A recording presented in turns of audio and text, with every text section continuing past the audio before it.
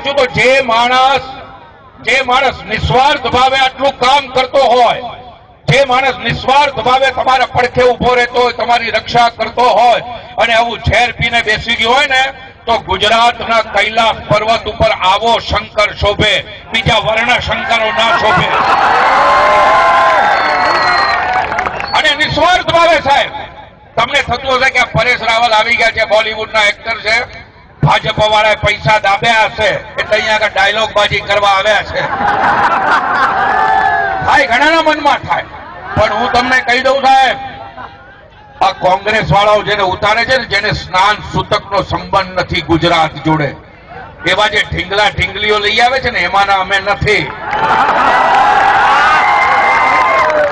અમે આવ્યા છીએ ₹1 લીધા વગર, ₹1 રૂપિયો જોઈતો નથી. નથી તમારી ઇલેક્શનની ટિકિટ જોઈતી, નથી કોઈ જમીન જોઈતી, નથી કોઈ જાયદાદ જોઈતી, નથી કોઈ હોદ્દો જોઈતો.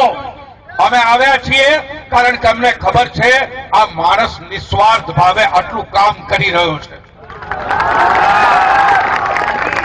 તો જે માણસ નિસ્વાર્થ ભાવે કામ કરતો હોય, અને અમે એમાં કોની ગણતરી કરું છું? અમે એમાં હું છું, અજય દેવગન છે, અક્ષય કુમાર છે, કે અમિતાભ બચ્ચન જેવા આપણા લોકલાડીલા મહાનાયક છે.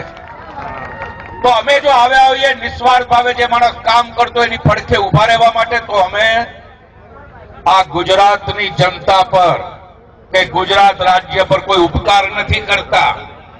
કારણ કે ખરા અર્થમાં મોદીને અમારા જેવા બોલિવૂડના સ્ટારની જરૂર જ નથી.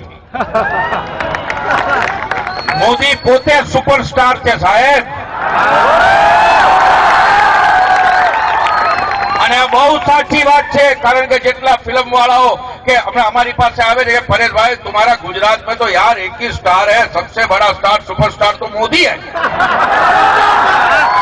हमें क्या देश विदेश में फड़ी थे, क्या कहे यार बड़े नसीब वाले हो कि तुम्हारे पास मोदी है. अरे कॉलर टाइट करवाનું મન થાય સાહેબ. દાઢી કર્યો ને તો મૂછ ફૂટવા માંડી એવી હાલત થઈ જાય.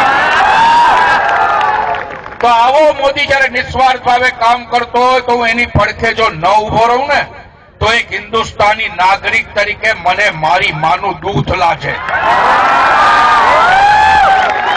હું એક ગુજરાતી તરીકે નગુણો કહેવાઉં, નપુંસક કહેવાઉં જો એની પડખે ન ઉભો રહું તો. અને સાહેબ, આપણે આવા માણસના હાથ મજબૂત કરવાના હોય. પેલા જે હાથ દેખાય છે ને એના નહીં. એ હાથમાં તો બંગડી પહેરાવી દો ને, કાયમને માટે મોકલી દો એમને. કારણ કે એ હાથ તમને લૂંટવા માટે સર્જાયા છે, એટલું યાદ રાખજો. અને પાછા કોંગ્રેસ પાસે તો 2 હાથ છે. એક હાથ તમારા ખિસ્સામાં છે ને, બીજો તમારા ગળા ઉપર હશે. એટલે પાકીટ મારતા જો પકડાઈ જશે ને, તો તમારું ગળું એ દબાવી દેશે. એમાંના જલ્લાદ છે આ. એટલે આ તમે સંભાળજો સાહેબ. એટલે આવા હાથ મજબૂત ન કરાય, મોદીના હાથ મજબૂત કરાય.